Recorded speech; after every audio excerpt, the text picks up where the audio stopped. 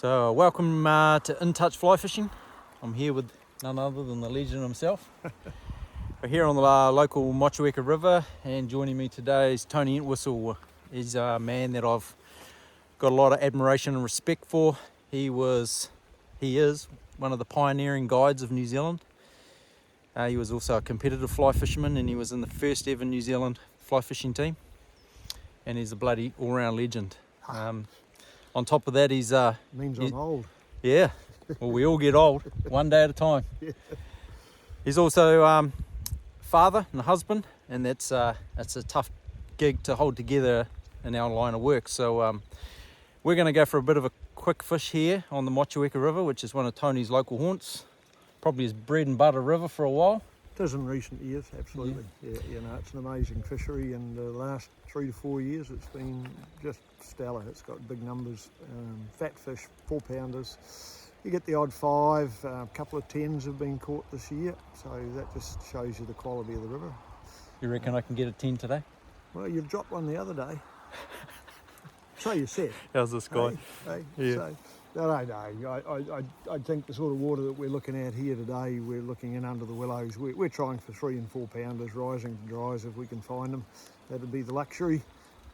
Although a bit overcast and weather change coming, so we'll just have to see how we go. Okay, You never know your luck. It'll be good to see you on your local and see what you got. Try and keep my back cast up. And after we have a bit of a fish, we're going to catch up with Tony and just go over aspects of his life as a fly fishing guide, as a fly fisherman, father, husband. Yeah, it'd be great to, this series will be called the Legacy Series, because I believe if we don't know our history or our past, we can't move forward to the future. So it'd be good to preserve what these old boys have done for us. I need a bit of preservation there. Yeah, well, you guys have paved the way for what we're doing now. So, this is an appreciation moment, really. It's like anything. It's all built in layers, and there were people before us who broke the snow and nobody ever knows about now. But we back through the 80s, we started to develop an industry that was designed to endure, so that we could have new generations of guides coming through. And it's funny now that you're 40 plus years gone from that, and suddenly you're one of the old fellas, not a young fella anymore. Yeah. So, but a hell of a great adventure, that's for sure. All right, let's go for a flick and we'll catch up after that. All right, mate, that's all good.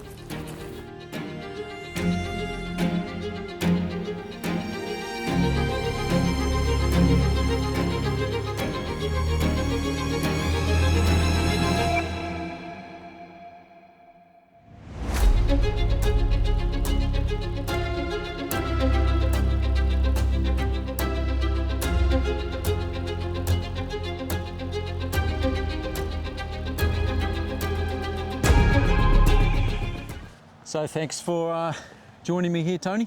Pleasure, Corey. I've actually, I'm just about to wind up my guiding season down here in the south, and I'd like to just use this moment to pay homage to the guy that kind of started this whole scene. A lot of us guides give credit to Tony as one of the pioneers of this industry here in this region, and so we'll start with that. So take us back to the very beginning of how it all came about, how the guide thing started here with you in New Zealand. Well, for me, I wasn't the original here. There were a couple of guys, Trevor Thomas and Roger Thomas and Trevor Harvey, and they had done a bit of guiding. It was all a little bit different. But I had wanted to be a guide, and had worked at a place called Lilybank Lodge at the head of Lake Tekapo, and the owner of that was a guy called Gary Joel, and he had very clear ideas on professionalism and how guides should behave, like not carrying a rod on the river and fishing alongside or ahead of your clients, all that sort of stuff. And the trout fishing industry was getting ready to go. There were already a group of guides in Rotorua, Taupo, a few around Queenstown and Wanaka, and they had started the Guides Association, and so I came in the early 80s, and we just changed the way things were done a little bit. So to say that I was a pioneer of the way things were about to change, as opposed to being an original guide. There were 3 other guides in the district when I first started. Well, Graham Marshall started with me, and then Tony Bush, who was quite famous for his guide to angling in the South Island, and Vern Brabant, who was also a pretty good guide in those days. So it was a pretty small industry. I think there were 27 or something like that of us in the whole country, and half of them would have been boat operators. So it was a big adventure from there to start a new industry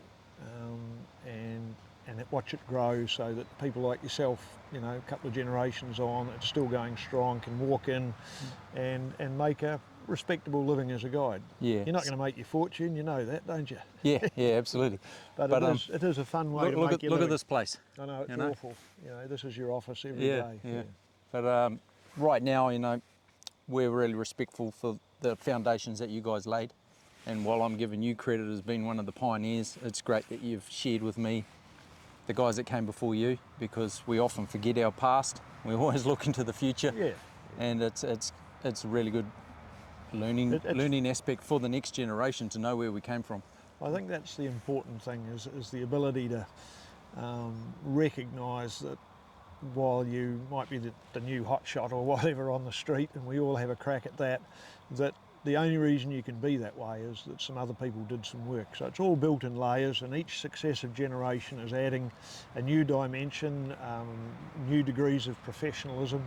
And I see some of the young fellas out there and what they're doing these days, and part of me wishes I could be that young and that fit again. But you had your time. We had our time. Yeah, and those times must have been awesome. We had the great adventure moving into a lot of fisheries that weren't well known, and certainly a lot of them hadn't been guided. And so that was a big buzz for me, was working out how you would guide on these rivers and where you get in and you get out. And there's nothing quite like upsetting a helicopter pilot when you're not in a position to be picked up at 5:30 in the evening and he's got to turn his helicopter off. He's not impressed, so you don't do that very often. So now a lot of young guys will go out, fly into the back country, and they'll get dropped off here and picked up there and have no idea that somebody had to work that all out. Yep. And that somebody was more than likely yourself and the guys that were around you. Yeah, no, when I started, there wasn't an industry. Hell, in St Arnaud, where I started the business, there wasn't even a bed big enough in town to take your average American, and there was certainly nowhere to eat, and that was a major problem for us. So, and then you'd get a booking from, say, the Anglers Club in New York, and there'd be 8 guys and their wives, and there was only me and Graham Marshall, so we had to find other guides fairly quickly.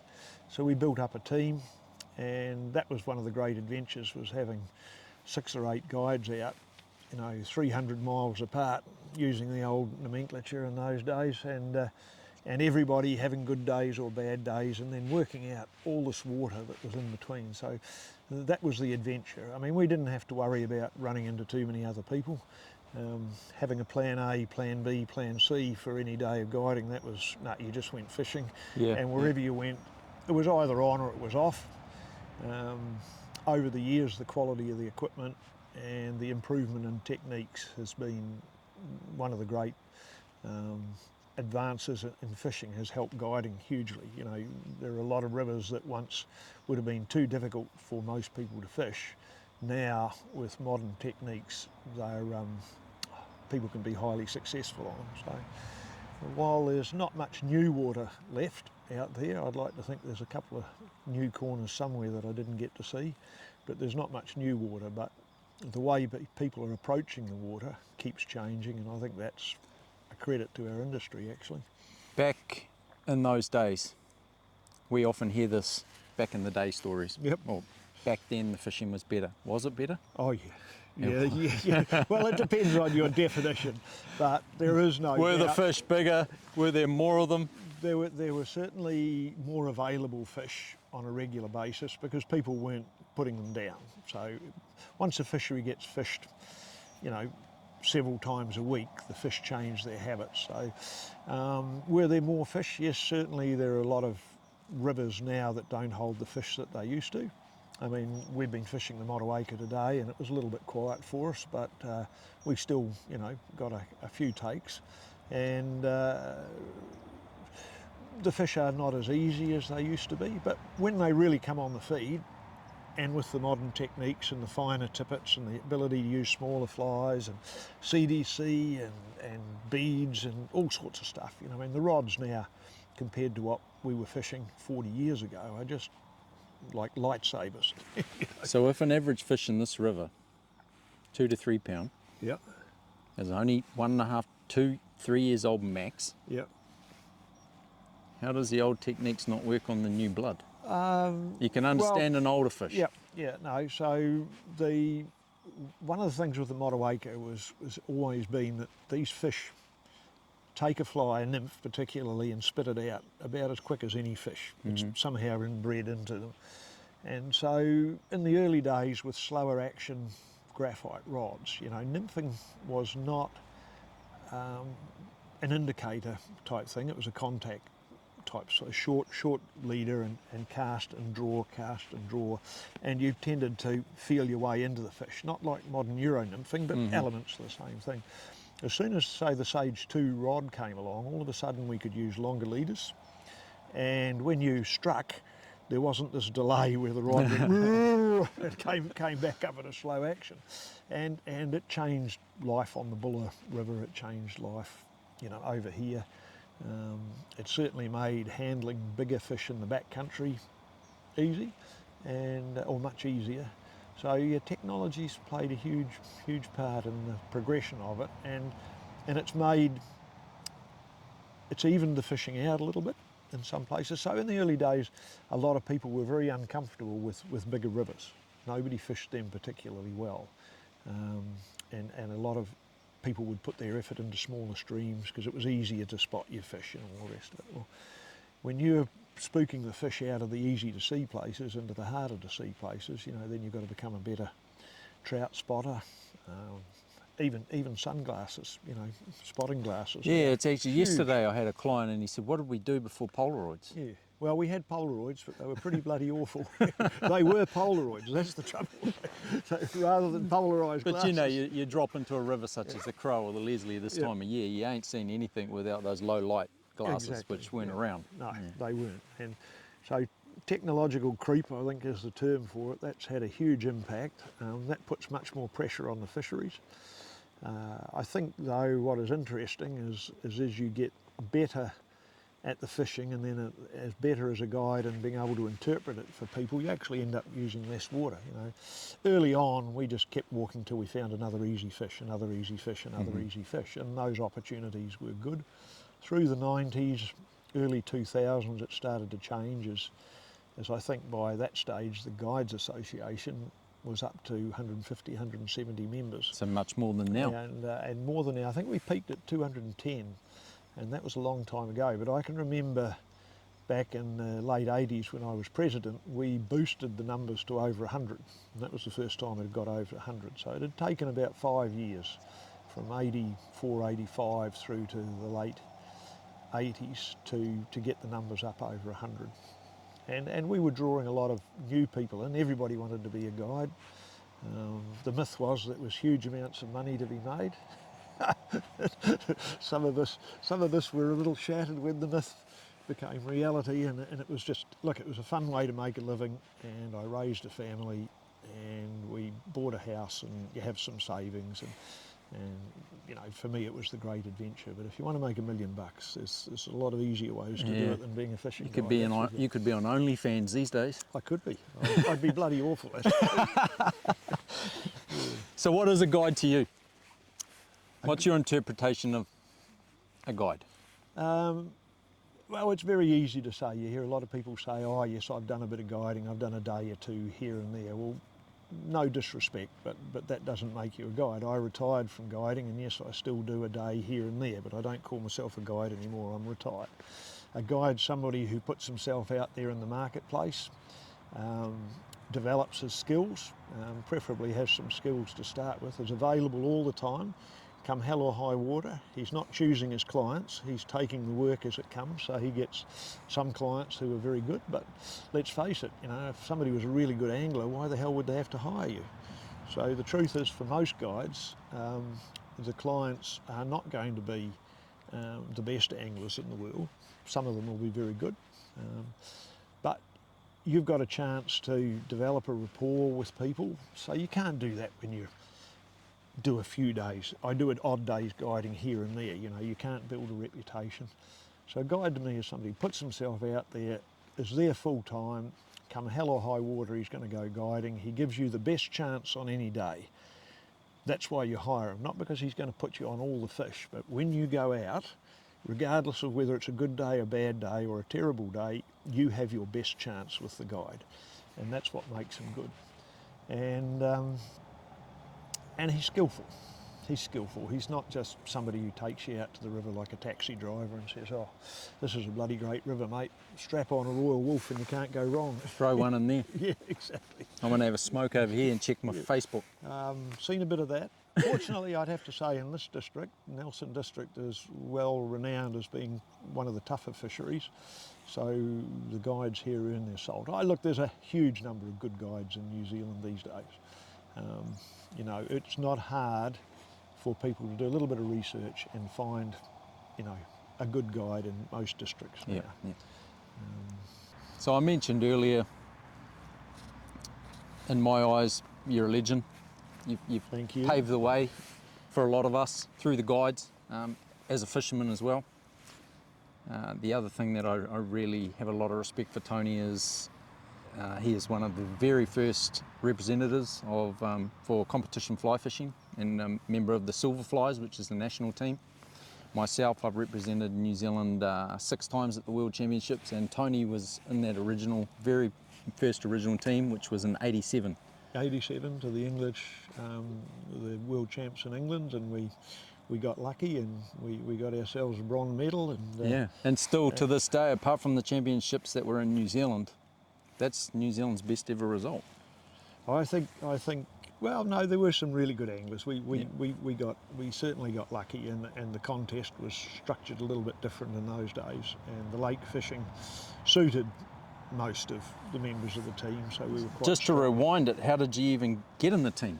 How did they select the team? That was really interesting because there'd been an invitation put out to New Zealand about 2 or 3 years beforehand, because there was going to be this big event in England. There already was a world championship, but in England they were going to take it to a new level and turn it into a world championship instead of a small European competition. And so the Australians had been invited, the Americans were invited, but they didn't fish in England because it was still catch and kill in those days. They weren't going to join until Tasmania when it became catch and release. And so this invitation got duck shoved around New Zealand through the tourism department to a few prominent anglers, and nothing was ever done. And then a guy called Mike Scott, who had a small lodge on the Ohau Channel and did a bit of guiding, was a friend of Tony Paulson, who was the organiser and quite a famous English fisherman at the time. And he came to Mike and said, "Shit, Mike, you just got to get some people together." And so Mike got Huey McDowell, who was at the other end of the lake, and Huey was a legend and one of our best anglers. And Huey had a friend, Dave McClellan, and I think Dave might have been the longest serving member of a New Zealand team. Yeah, he still holds the record. Yep, and Dave was a fantastic dry fly fisherman, but a good all-round lake fisherman as well. And then there was another local guide in Rotorua called Mike Oliver at the time, so he got in the team, and then somebody says, oh, maybe we should get a South Islander. So I got to be the token South Islander. And at least Mike Oliver and I both had New Zealand accents, because you'd front up and people would say, "Where are you from?" And Huey McDowell, or New Zealand fly fishing team, and his best Irish accent, and McClellan with his broad Scottish accent, and Mike Scott was English Welsh. So everybody would look at it and go, "You're from New Zealand?" And we'd say, "Yeah, we're the token New Zealanders in the team." So we were invited. Yep. And then the next year it was in Tasmania, and we paid our own way to the first World Championships. And then the next year we were going to pay our own way to Tasmania. So we thought, Jesus, Tasmania at least is affordable, so we're going to do it again, you know. And then after that, we started choosing new blood for every World Championship. And when Terry DeVale became a member of the team to Finland, that's when it took off. And slowly but surely, we were able to develop some competition fishing in New Zealand. And the way it used to be structured is if you finished in the top 3 of the New Zealanders at a World Championship, you qualified for the next one, and then I think they made it the top 2, And that was actually pretty smart because it gave you some continuity, because championship fishing is not like regular fishing, as you're well aware. Yeah. Now, we weren't experts on it, but we got dropped in the deep end and we learned a lot. And so now I think we have a much better structure. But we spend a lot of money, of our own money. We still do.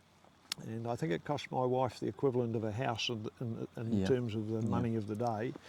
And but we would go and we'd get there, 3 weeks, 4 weeks early in the case of Finland, and we'd learn the local fishing as best we could to try and be competitive.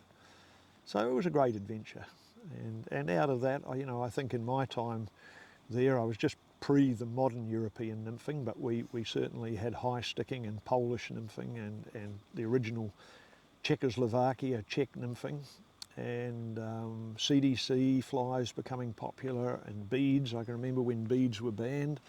I can remember when Was it strike single indicators fly back then? No, it was double fly. It would have been single fly on the test though, right? Single fly, one dry fly, yeah, and no casting below your position, so you could only cast from 90 degrees upstream. So, but in the lakes we could have 2 flies on, and I always fished 2 flies wherever I could.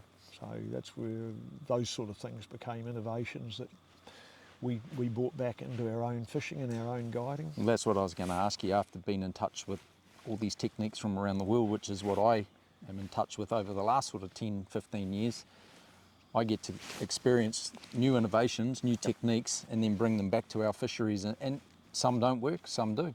And It just gives you more strings to your bow. And I think that's, we were talking earlier on about how techniques have improved and equipment's improved, and that's allowed us to fish whole new stretches of water in a different fashion, whereas once it was more walk and stalk, and particularly looking for fish in knee-deep water, easy, close to the bank. Now we have to fish different styles, different techniques, and I think that's just the beauty of fly fishing anyhow. But that's the value of the championship fishing, because some of these anglers that you meet, as you well know, there is some talent. Oh, I mean, I catch the odd fish here and there, but I know exactly where I sit in the pantheon of anglers, and there are some exceptional anglers out there in the world, and it's been a privilege to meet them and watch them and learn from them, because you never stop learning in fishing. It's a fact of life, isn't it?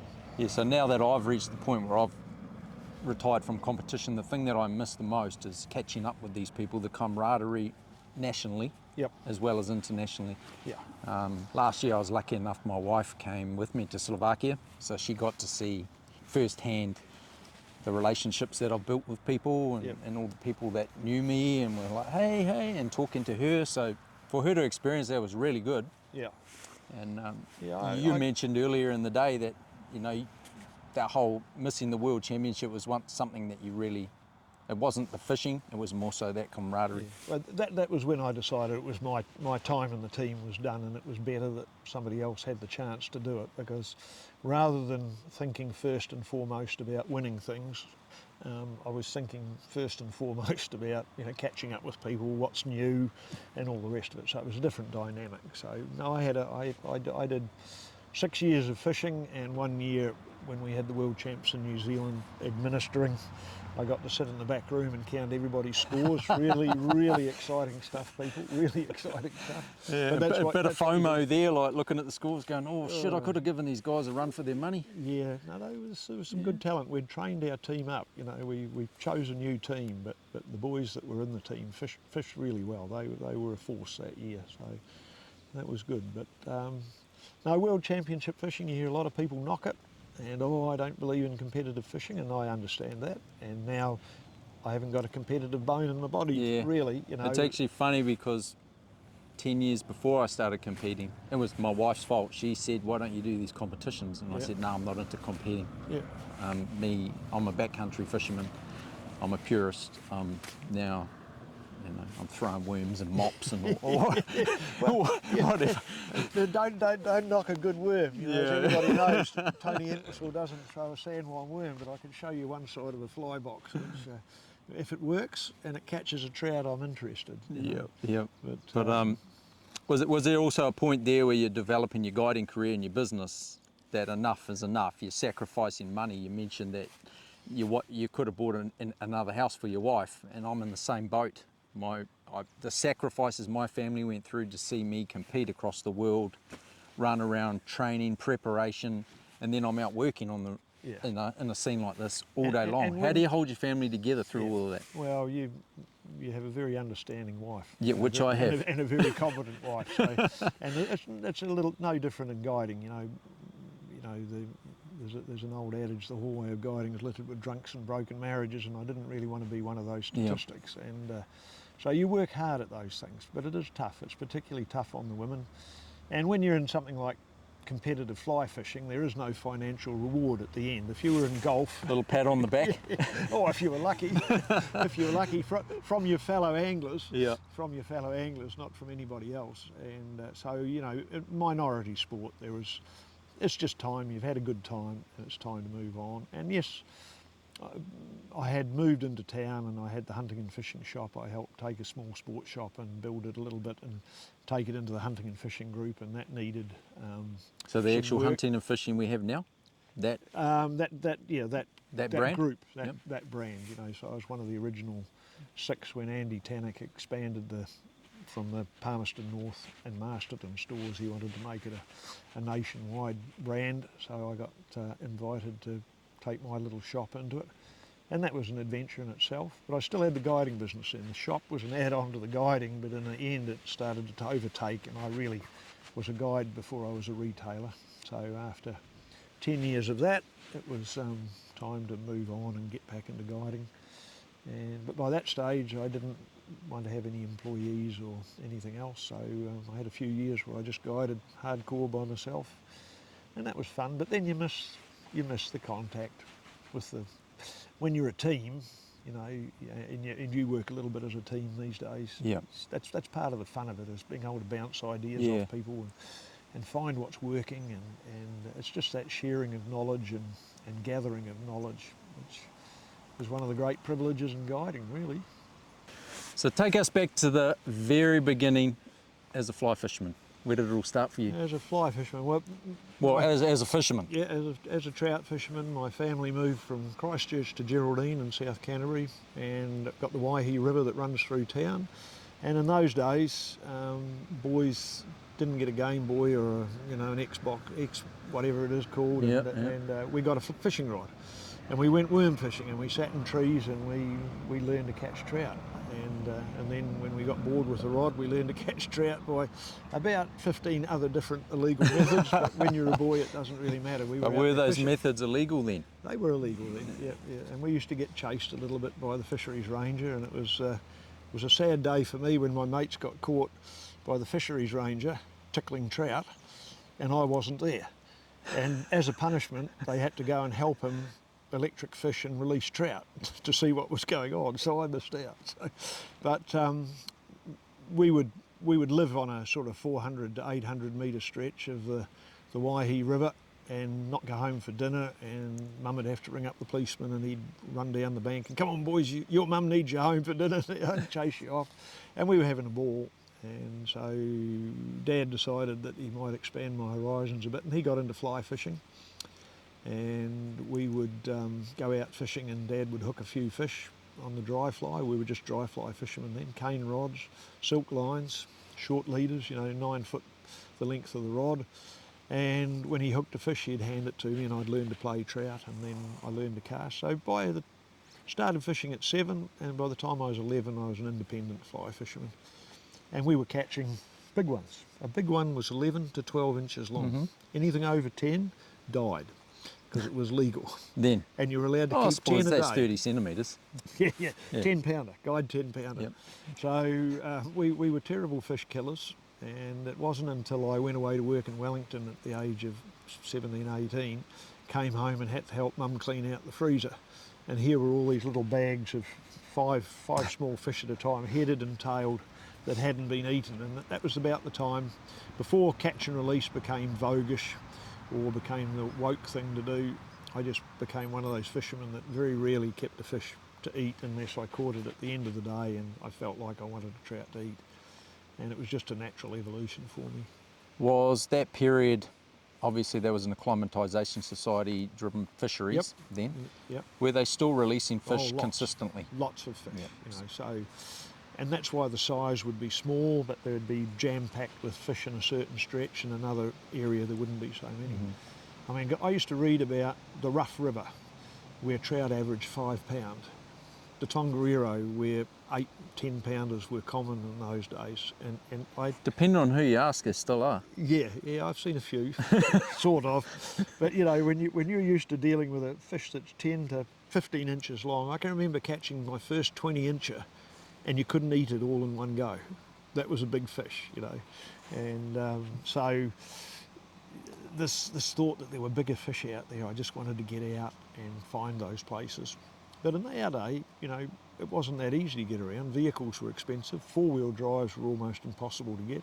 A lot of the backcountry roads were literally gravel everywhere you went. So just getting into the backcountry wasn't hopping in a helicopter. It wasn't putting a pack on your back and doing the cosmic thing. It was getting up past Fairley and getting over Burke's Pass or getting up the Rangitata. So it was a long time. I'd been fishing a long time before I ever got to fish rivers where fish averaged £5 or better, you know, and so that was a revelation. But I was very lucky in my university holidays. I'd wanted to become a guide, more of a hunting guide, and I'd heard about this Lilybank Lodge, and a mate of mine happened to get a job up there working on the farm, and I said, whatever you do, you've got to get me a job up there. So he talked the station manager, Ron Spanton, into giving me a job, and I was working on a high country sheep station, and that changed my life, and I learned an awful lot about guiding without being a guide up there. I was never a guide at Hunting Lilybank. guide? No. I Fishing? was just fishing as well. I mean, a lot of the ability to work with your customers and the degrees of professionalism, those are more important than the motor skills of being able to catch fish, and then working out how to make a day and how to make a week so that somebody builds each day to sort of trying to build to like a conductor. So you've got one big finale and then boom, those people are hook set and they come back next year. And so a lot of that sort of stuff I learned from Gary Joel and Ron Spanton, and they were hugely instrumental in the way that I then influenced another generation of guides to fish. So there's no right and wrong way to guide. There's the way that we do it now, and that will evolve as I've moved out of it. I'm watching how other people do it, and I think you'll see an evolution in the guiding. But the professional standards were set way back then. And what I did do was Gary started a fishing school, and I got to be the instructor on the fishing school. So I started instructing around about the age of 21, and that was a valuable skill. And I still enjoy teaching young people and Kiwis to this day. That started that. But the guided fishing started with guided hunting and guided trekking and a water taxi business on Lake Rotoiti, trying to do 101 things. And I learned very quickly that you can only do one thing well. And if you try and do two things, you don't get 50% spread, you get sort of 40-40 and 20s lost in the ether. So I focused on the fishing, and it's probably not as profitable as the hunting might have been, but that was my thing, and worked really hard to make a good guiding business. Which you did. And it happened, yeah, with a lot of luck and people that you meet along the way, and following some of the tenets that I learned from Gary and Ron on how to approach people and keep in contact, and nothing happens by accident. It's just one step in front of the other. So you set up your own sort of team of, trusted compadres as such. You had there were no other guides. And Peter Carty and Peter Carty, Ron Mackay was and Graham Marshall. We were business partners for a while. And Zane Murphin was right there at the beginning of it, and so Peter guided for a long time. Zane's still going. I mean, Zane started with me as an 18-year-old, so if he retires at the same age, he'll beat me hands down for the number of guide days done. And Zane got to work in the United States, and that's one thing that happens now. There's a lot more young guides able to legally work in other parts of the world, whereas in our day, we didn't work at all, and then people like Peter Church and a few others, they got to break a few rules and get to fish guide overseas. I mean, one of my regrets was that I never went to the United States. I'd guided for 11 years before I went to my major market. And just that one trip, that first trip to the United States, changed the way that I looked at my customers. And I suddenly understood why they fished differently and why I thought possibly these people who are supposed to be really good anglers weren't, because it was all different here. Yeah. And we think that what we do is how fishing is, but it's not. It's one style of fly fishing. And so being able to adapt, that was actually a big bonus to the business. And then employing a few guides on and off, some who became good guides in their own right. Most of them have retired or given it away now. So we did a bit of that. And then eventually one day I didn't want to be an employer anymore, I just wanted to be me. And that's how I did the last few years of my guiding until COVID came along, and suddenly I decided, you know, what's the point of running a business for another 18 months, because I wanted to retire when I was 70. That would have been last November. Yeah. So that would have given me 1.5 more seasons. No, it was time to let everybody else have a crack. So no regrets. And now you're still giving back, and you've got your fly fishing school. Yeah, So yeah. And that's a little thing on the side. I developed that more when I had the shop. Is that something that you're doing to keep yourself busy and your mind focused, Well, or just to give that. back? No, both. There's definitely, I tried 6 months of doing nothing, and that's not really an option, I'll just tell you now. But working with Kiwis, so I tell people it's this way, you know, when you're guiding, one of the real arts in guiding is making yourself invaluable to people so they become, in a way, dependent on you. So the concept is, oh, I'm going to New Zealand. Did you guys hear that? You're dependent on me. Yeah, exactly. So a good guide will be working really hard to make a percentage of customers dependent on them and get good returnees, and they will spread the word to the new people. So you've always got to have new blood coming through. Well, when you run a fishing school, particularly just for Kiwis, I mean, the motivation is to make people independent of you. I get a real kick when I've had people do a couple of courses with me, you know, a couple of one-day courses, maybe a 3-day course, and then they come around home to tell me how many fish they're catching. And they've suddenly cracked the code, and they're in there and they're independent fishermen. And that's the difference between schools and guiding. Yes, you do a lot of teaching when you're guiding, but you're not trying to make people independent of you. And the fishing schools are like that. So I do get a buzz out of it, and it's not a huge number of days. I do quite a bit of teaching of fly casting, which is different to fishing schools. That's just an element of it. And I do get people who want me to take them, say, on the Motueka River and learn about how to approach this river in particular. Or I'll have another person say, look, I can't catch anything on a dry fly for love or money. Can you teach me a bit about dry fly fishing? So rather than just fish catching focused, it's more about technique or a river or somewhere. And it's, yes, mostly very local, and I probably could turn it into a bigger business, and I have no desire to do that because it's just a lot of fun the way it is now. And I do, I get quite a thrill out of working with Kiwis. Kiwis are not good at hiring guides. Most Kiwis don't really understand the difference between a good day's guiding and a bad day's guiding, and it's not in our nature, but increasingly New Zealanders will. Do you think that's something that's misunderstood, what a guide is? Yeah, I think so. Well, it's the a general cultural public? thing. Yeah, it's a general cultural thing. Like the Aussies took a long time. When I first started guiding, Aussies didn't need guides. They were independent minded. But as people get more money but time poor, then they'll see the value in a guide. And then a guide becomes valuable and essential to them.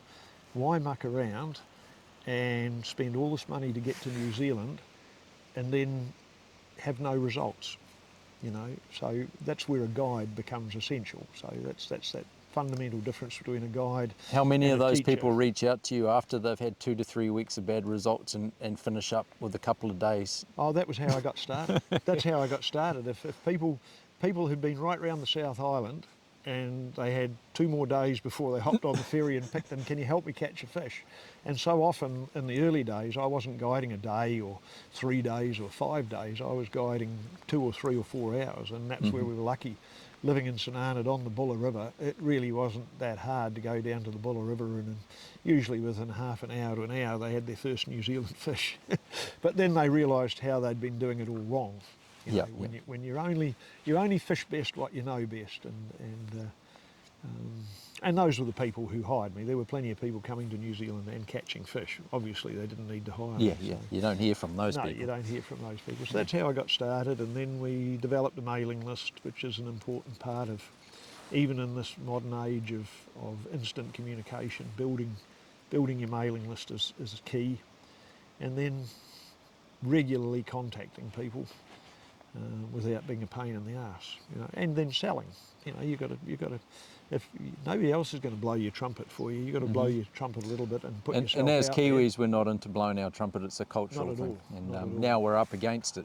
There's people out there's clients out there now that are deciding to go to some lodge in Chile or Argentina or Yep. New Zealand.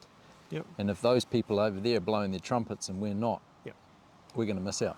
And that was one of the evolutions in the New Zealand guiding scene, is when Rotorua Lodge and Tongariro Lodge and Cedar Lodge initially, then Poronui Lodge. A lot of people knock the lodges and people think that I'm not a lodge man. I like to guide for myself, and I wanted to be an independent guide. But the lodge scene has helped put New Zealand on the map. They put the money on them, so their contribution is huge. And while I'd been around before lodges, so I kind of like being independent. So for the general fishermen out there, though, that don't understand what a guide does or possibly don't agree with what a guide does, is the guiding industry and the lodge industry a good or a bad thing? No, I think it's a good thing. And increasingly over the years, I have had up to 25% of income in a good year from Kiwis. A lot of that was teaching. But more and more New Zealanders are hiring guides, particularly in the central North Island, when you haven't got the time, but you've got a bit of money. And slowly but surely we're developing a culture of using guides, or some parts of the country are. More particularly around the central North Island. The big market obviously is Auckland, followed by Wellington, and everybody goes north. They find it a little bit different when they come down here. And we're still heavily dependent on the American market in this part of the world. But the Australians can be good. God bless the Australians during COVID, during the global financial crisis, because they didn't. The US market fell over. Yep. And the mineral boom was going well in Australia, and they kept our industry afloat. Yeah. See, the way I see it is these visiting international fishermen are coming regardless. Yep. If they need to hire a guide because they want to catch fish, and then they're doing so in an ethical way where they're not upsetting landowners, and they're learning from you how to protect the fish, catch the fish in an ethical way, that they're not stressing the fish.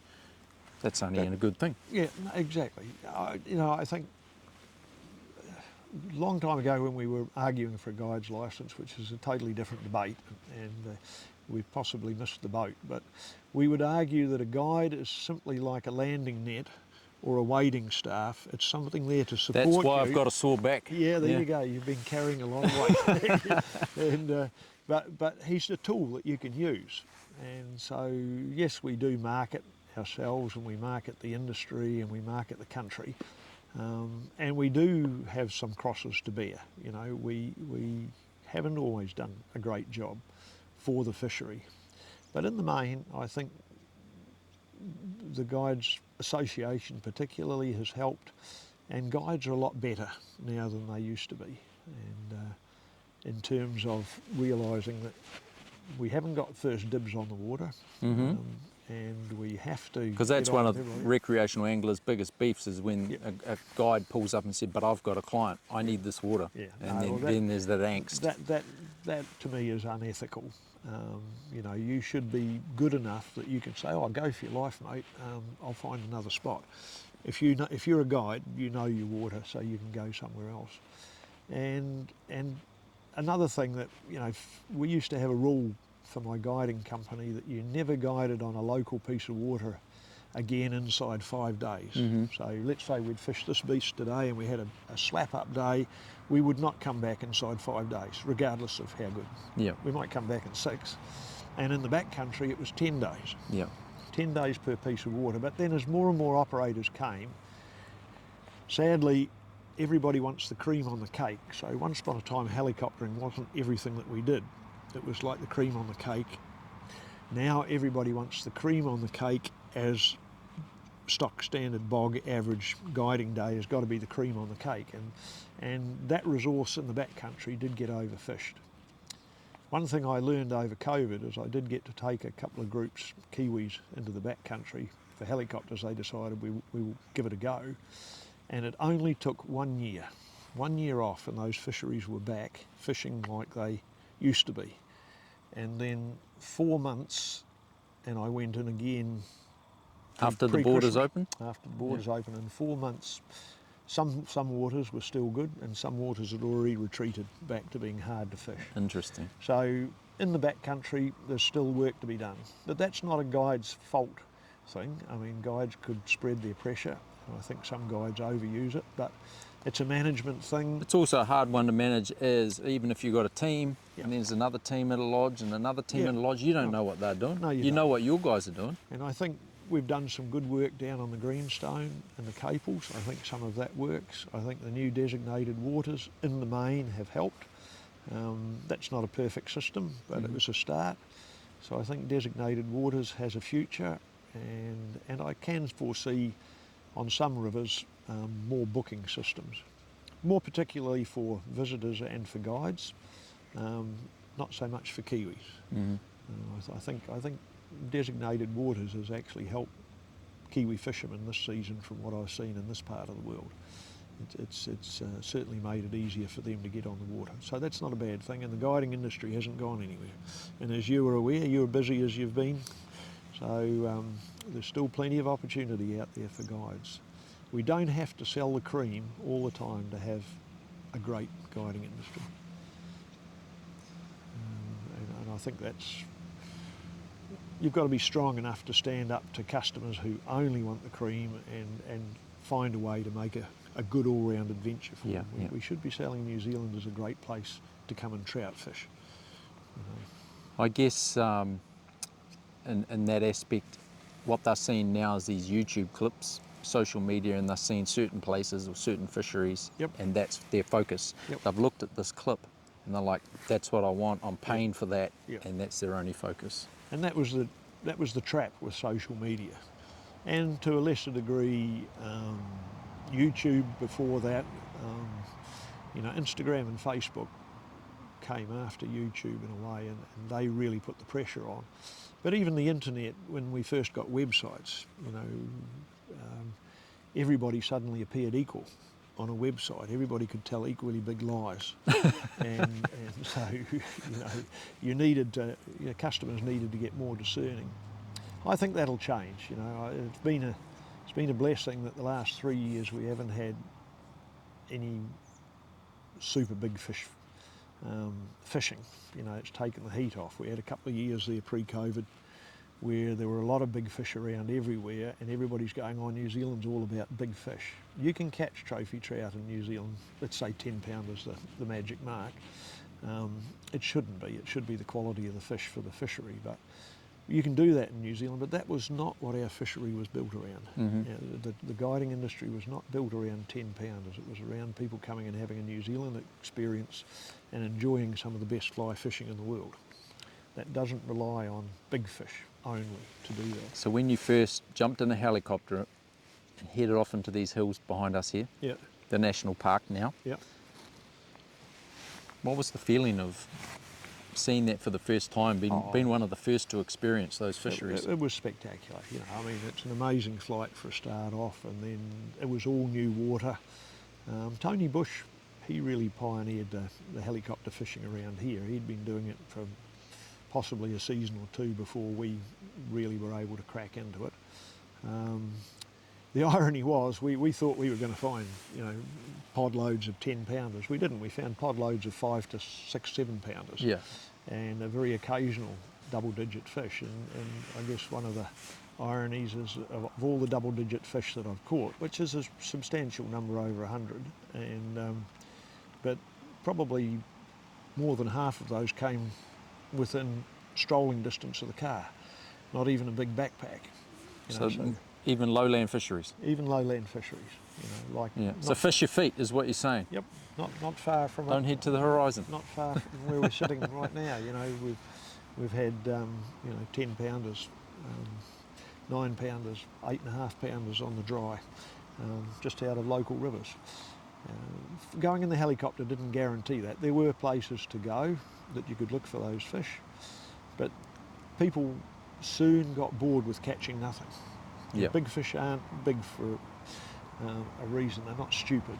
So catching lots of fish and catching lots of big fish doesn't happen. So we tried to temper that, and social media has changed that sort of pressure, and I think that's a bad thing. And if I had an answer to it, it would have happened by now, so I haven't got an answer for it. You've just got to really encourage people to temper their thoughts. I mean, you kind of have to pay your dues. I mean, it's hard enough handling a fat 3 to 4 pounder in the Motueka than getting yourself tied into an 8.5 to 12 pounder in really fast water, and you've never landed anything bigger than 16 inches before. Yeah. I mean, you do have to develop some skills. I often have a lot of clients and they'll pick up a little fish, you know, like a 1 pounder. Yep. And they almost manhandle it and want to get it off. And I said, no, slow down. Yep. Use it as a learning experience. Yep. Still have to show respect to the fish. It's next generation. Yep. Just slow down, play it, use these rod angles. This is how we're going to net it, because you're going to need these skills later on when you do get the bigger one. And that was a large part of that progression in guiding. It's exactly the same. I teach everybody to play every fish through the same routine. Big or small, we love them all. And if you can put yourself through the routine, when suddenly you're confronted with a big fish, your brain doesn't go into neutral. You've got some motor skills to allow you to get it back. See, everybody, I wind on the right-hand side. I know it's wrong, but it's the right side for me. Yeah.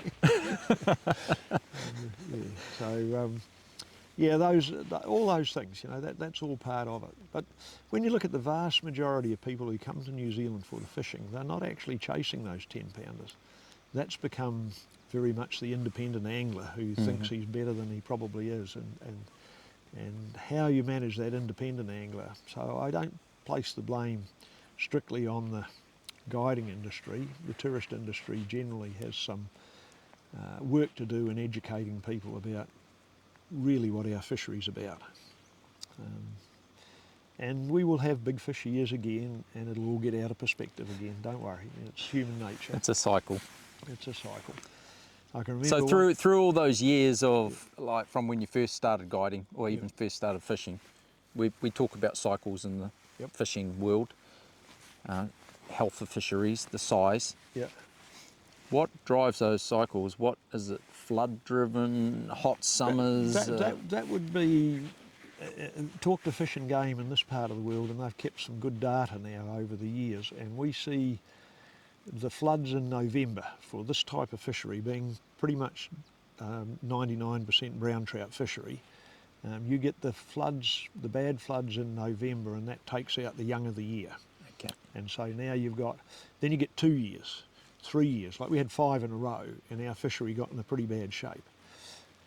This year we've had a drought, and yet the fish have continued to grow and put on condition, and the numbers are fantastic. So a drought at the wrong time, whatever that might be, could be a problem, but it hasn't been this year. Yeah. Well, I think when we got snow on February the 2nd, Yeah, that's 2 weeks ago. That helped drop the water temperatures back into the prime growing range. I mean, I think if you had 23 degrees every day for weeks upon weeks, that would start to take a toll. But then fish are amazing animals. You know, they'll migrate. Yeah. We know that they migrate. We understand the fish a lot more than we used to. I can remember one year, I think I was telling you early on, we got a substantial number of double-digit trout. And we used to put out a newsletter with the top 10 trout for the season and the top 10 trout for all seasons. And suddenly we realised we couldn't tell that story. And so we didn't put out a newsletter that year, because we knew that if we did, the next year everybody had come wanting just to catch big fish. Oh, obviously this is the place to be. And we were going to get a sufficient amount of business anyhow. If you have to only sell trophy trout as a way to get business, then I don't think you're selling your business particularly well. You know, you sell your skills as a guide and your communication and then your success rate, and show plenty of happy customers and people talking about you. Word of mouth is still the strongest thing. It was interesting, a guide young guide here who he and his wife came to see me one day and wanted to talk about promotion, and they couldn't believe that you could get any business before Facebook. Yeah. And I said, well, none of my customers actually look at Facebook. I said, they're too busy making their money and being important to sit on Facebook. I said, maybe you're looking at the wrong market. And so finding ways to communicate with the people who can afford you, you know, it's always a tragedy to me. I watched it pre-COVID, and at least COVID's provided a bit of a reset as guides competed for business by undercutting each other. Yeah. To the point where it was quite clear some of them couldn't be making a living. And so they're just using up, as they say, business oxygen. And so I couldn't afford myself as a guide. I never set out to be a guide to cater to people like me. I catered to people who could afford to have a guide and had a need to. And so you don't have to apologise for your rates. I mean, I don't care what you're going to charge. You can't charge enough to ever make a fortune. So you need to charge a fair price, and it has to be able to support your family, you know. And that was my benchmark, you know. I mean, I wasn't going to be in the guiding industry if I couldn't raise my family and pay off the mortgage and do all the other normal things. The guiding had to pay for that. And by keeping the price towards the front of the pack, we were able to do that, you know. Just offering a cheap price isn't going to get you the best customers. So now that you've retired, Yep. you still seem to me as being as hungry as ever. You hurt your knee a couple of weeks ago. We were going fishing together, and it hurt you. Yeah. I felt your pain over the phone. I mean, physically you were hurt, Yeah, but emotionally you were hurt as well because you couldn't go for a fish. Well, I just But sort how of many lined millions up of days? 3 weeks of fishing for myself, and I couldn't do it. But how many millions of days have you done on the water? How many millions of fish have you caught? Just to Yeah. exaggerate a little. Yeah, I wish it was. And you're still hungry. Yeah. You know. Well, you're either a fisherman or you're not. You Yeah. know, I think it's a little bit of a tragedy when I hear guides saying, "Oh, I never take a rod anymore." I mean, to me, the privilege is being out here on the water and learning how to get better and better at catching fish, even when you're guiding somebody. And God, I mean, it's still a great place to come. So no, I bust an ad to get out on the water as often as I can. I like to share it with other people. I'm not so much a solo fisherman anymore. I mean, the concept of putting my pack on, I watched a couple of your YouTube clips where you've done the hard yards into rivers that shall remain nameless. Yep. And I admire that. And maybe when I was younger, I would have done that, but not so much anymore. I mean, I love to do it with somebody. Well, I love to do it with my kids Yeah. now. Yeah. And the reason I don't do it with other fishermen is because they all either want to go late or Yeah. come home early. yeah. No. Or on the first hill ascent, they're like, Yeah. how much further is it? Do we have to Yeah. go this far? Can't we just fish down by the car? Yeah, exactly. Yeah.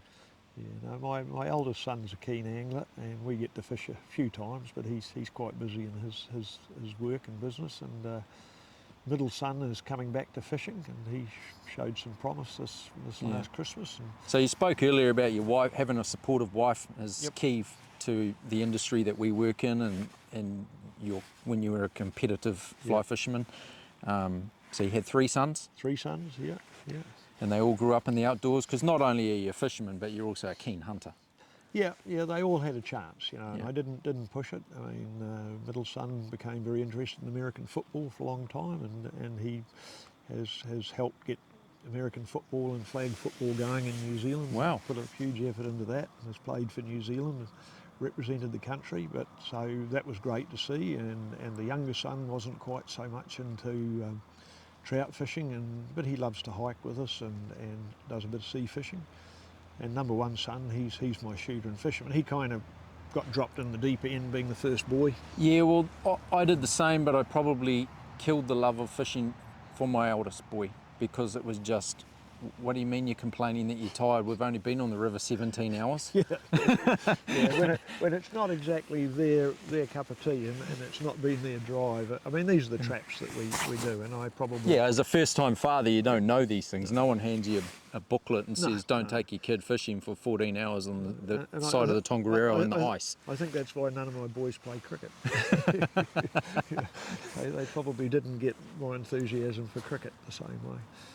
But, you know, I mean, it's still a great sport, and you can come to it at any stage. I mean, I've had customers who didn't start fishing until they retired at 63, and they took up fishing at 63. We've got one lady in our club who didn't start fishing until she was in her early 60s, and she's just amazing. She's an inspiration to me, and she just loves it.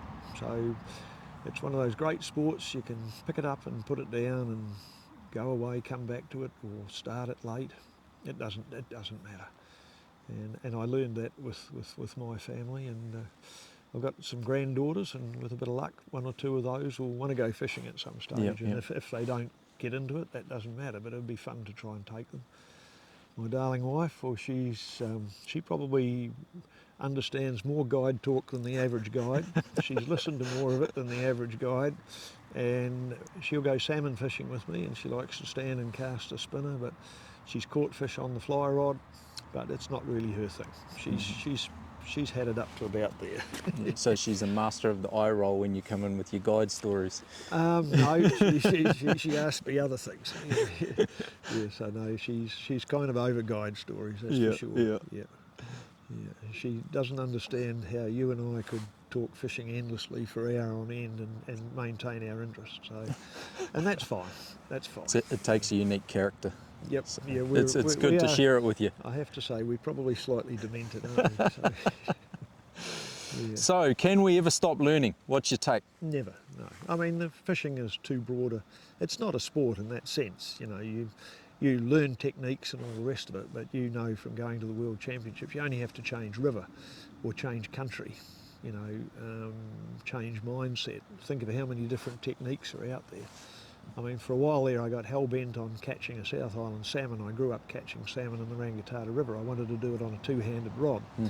So obviously I had to learn how to spey cast. Well, that was a very humbling experience to have to go back to square one and be totally bloody useless again with a fly rod. Even though there were transmutable skills, it didn't seem so for a long time, and develop the feel. So that was quite humbling, but it was a great journey to learn how to handle a spey rod. So when I watch, you know, the best in the world on it, I'm very envious that I can't be close Poetry to in motion. Oh yeah, you know, and I can flog out a good line, and I'm yet to catch that salmon. I've caught plenty of trout, take it up to the Tongariro each year to get a bend in it, but it'll happen.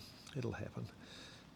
Poor old salmon fishery's not in great shape, so you've just got to be patient. But well, if you don't go, you won't get it done. Get it done, and that's the thing. It's a little bit of timing involved. So that's still to be done. That's still on the book. I've got into saltwater fly fishing, and so again, that was a whole new learning curve. Different flies, different things to do, and we started with the Golden Bay fishery, walking the flats, and that was just exceptional fun for a while, until it got a little bit too much pressure, and then it's got quite hard compared to what it used to be. And I've been to Itataki, and I'd like to go further afield with it. Still need to get to Alaska. Still would love to catch a Canadian steelhead on a fly. So no, you can't. You learn aspects of fly fishing, but you never run out of the ability to learn or the opportunity to learn. Because I've always believed that you can learn from everybody, even a complete novice or beginner. Yep. I could be down there and I could watch somebody pull up here. Yep. They may have just bought a kit rod and reel from hunting and fishing this morning, and they've just caught 2 fish, and you've probably struggled down there. So I would straight away, I'd come on over and have a chat, and it's actually quite amazing. First of all, the thing that I'm going to say to them, they will say to you is, "What are you asking me for? I only just started this morning, and you're like some sort of pro." Yeah. But they've caught fish. Exactly, and you can learn from everybody. There's many times I've been standing on the side of somebody, guiding somebody, and they're trying to learn, and they'll just do something that's totally intuitive to them, and you go, that was a really good thing to do. You know, so I mean, it doesn't happen that often, you have to be honest, but you can learn from anybody, and it often pays to just sit and watch, you know, because we all fish differently. We're all looking at different bits of the water, and we're all talking about the same, using the same language. We think for the same result. Yeah, we think we're talking about the same thing, but it's not quite the same. So, and So that's one of the joys of the sport for me, and always will be, is that it's kind of an open-ended equation, really. And I'm finding now that I'm getting older that I have to look at water differently, you know, because I haven't got the strength. You know, I noticed that in the last few years of guiding. One of the reasons I was always going to give up at 70 is you're not as strong. Obviously, you can't be as strong. So therefore, if I've got older customers who are relying on me, I mean, it was a terrible thought that it splashed across the headline as prominent fishing guide loses a customer. You know, that was never going to happen. So when I decided that I really wasn't strong enough to be doing all the hardcore stuff that I used to do, that was my day done as a guide. And so now I'm learning to approach water differently. I still get around pretty good, you know, even with a gammy knee, but I do have to think about things, and there are places that I don't cross anymore, and there's bits of water that I know the fish are out there, and I could battle my way out there, but no, it's not worth the risk. Well, it's now hard work. The adventure has gone out of that, so there's plenty of opportunity out there for young, strong fellas to get into water that I can't get into anymore. So, but there's still a hell of a lot of water that's in danger. I can still do most of it, so that's the joy. Yeah. Well, you've been a huge inspiration, and thank you for your time. Thanks for sharing the day with me. No, likewise, buddy. No, it's been a pleasure making your acquaintance and getting on the water with you. Yeah. Enjoyed it. And all the best for your next 100 years. Oh God, heaven out forbid. Here on these waters. Heaven forbid. I'll take the next 10. I'll take the next 10. That'll be good. So, but likewise with the guiding, you know, you're actually about to hit the really, really fun years. I always thought my last 10 to 15 years, when you felt a lot more comfortable about it, and you realised that you could make a living on a regular basis. In the early days, we always wondered where the next booking was going to come from. And to get over that hump and to have an industry where there's a regular flow of clients and you're competing for some of those clients, as opposed to just trying to be noticed, I think our industry's got a good future. And like I said, I see a lot of really exciting young talent out there coming on, and so I'm very happy to look back and say it was fun to be part of that journey. Yeah, and credit to you. So. Oh, well, and quite a lot of other guys. You know, there's quite a team. There's one guy that you don't hear very often in sort of social media circles, but Brian Coleman, who was president before I was, and he was instrumental for getting the Guides Association on. And that was a lot of vision. He and a small group of guys, and Brian is a life member of our association, and was one of those guys that hunted around to find the talent that could help build the industry. And so, yeah, there's some good people that have come before, and there'll be everybody has a chance to lay down another brick. Yep, you know. the foundation. Yep, exactly. So it was all part of fun being part of that. So. But now I look at the guys going out guiding and I think, thank God I'm going fishing for myself today. Cheers, mate. Good on you, buddy.